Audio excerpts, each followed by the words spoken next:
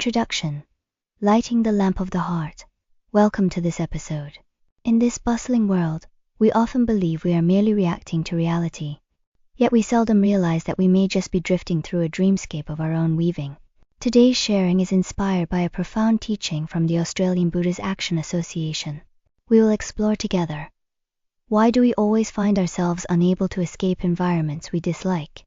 And how can we cultivate a sovereign karma, a state of being no longer dictated by fate amidst the chaos of daily life? Please settle your mind and join us on this journey of awakening. Chapter 1. Behind your disdain, you are modeling your future. We often give rise to various forms of disdain toward life. We disdain a humble dwelling, the perceived mediocrity of those around us, or the inconveniences of our environment. However, the Dharma reveals a chilling truth. Disdain itself is an extremely powerful adhesive. When you continuously release thoughts of resentment or rejection, you are essentially modeling a future version of yourself using that negative energy. If you cling to the faults of a place, your consciousness leaves a deep imprint there. This is the origin of fixed karma dingdi. It is like hating a mud pit, yet in your struggle, you keep smearing the mud onto your own body. In the future, not only will you be unable to leave that place, but you will also have to endure the very bitterness you loathe the most. The pain of fixed karma lies not in the environment itself, but in the helplessness of being destined to suffer it and unable to escape. Chapter 2. The mind is a screen. You are the one at the keyboard. So how do we find a way out of fixed karma? The answer lies not in migrating to a new external environment, but in the redirection of our thoughts. Imagine a computer screen in front of you. All the encounters in life, whether the hardships of a remote mountain or the distractions of the secular world, are like flickering text and images on that screen. If you take the illusion for reality, you will fluctuate between joy and sorrow. But if you understand that all of this is merely an illusion manifested from your self-nature, according to causes and conditions, your situation will change entirely. Sovereign karma zizi the means reclaiming the keyboard in your hands. A practitioner who understands this can give rise to gratitude even in mud or a cesspool, knowing that these are the nutrients that nourish the lotus. This shift in mindset is the act of rewriting code. When you are no longer pulled by illusions, but can freely create wholesome conditions and delete unwholesome thoughts, you transform from a passive recipient of retribution into an active screenwriter of your life. Chapter 3. Innate superpowers and the forgotten flight manual. When people speak of changing their destiny, they often think of supernatural powers siddhis.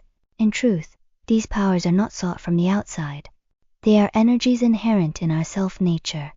It is like being born with a private jet. It is already your asset. But if you never study the flight manual, or if you are too afraid to try flying, or if you recklessly dismantle the parts out of curiosity, that jet remains nothing more than a heap of scrap metal to you. Our entire life is a practice in relearning how to pilot this innate jet.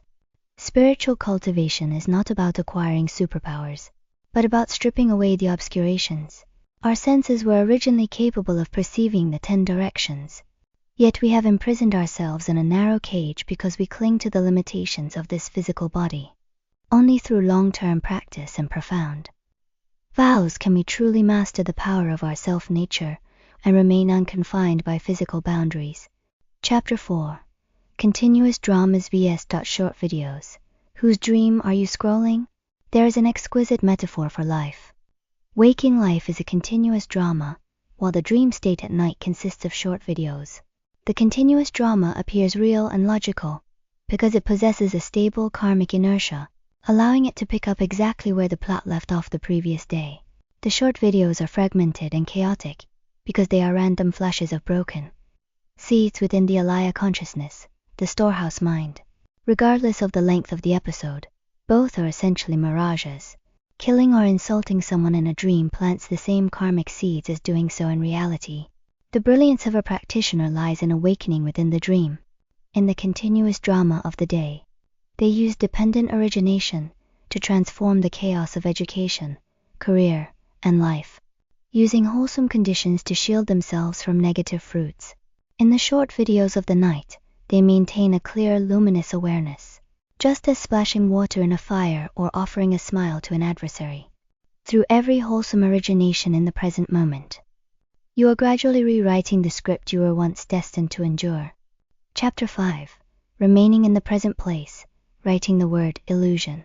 Master Zhang Feng, in the Admonitions of the Illusionary Abode, once wrote, one should use Mount Meru as the pen, and the four great oceans as the ink, to write a gargantuan character illusion upon the very peak of the 10 directions of empty space. This illusion is not a passive escape. It is the most thorough awakening.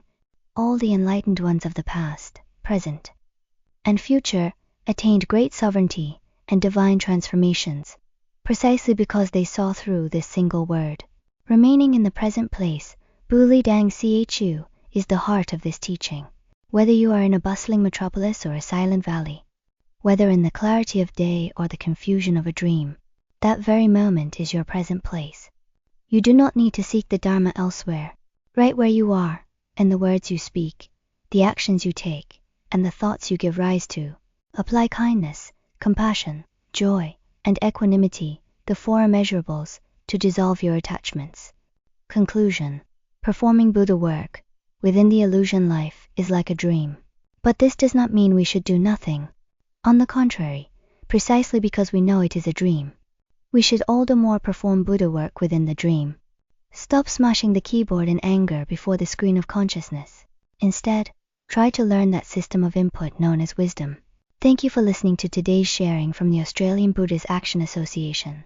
May you transform fixed karma into sovereignty in every present place, and find your clear, liberated self amidst the many layers of illusion.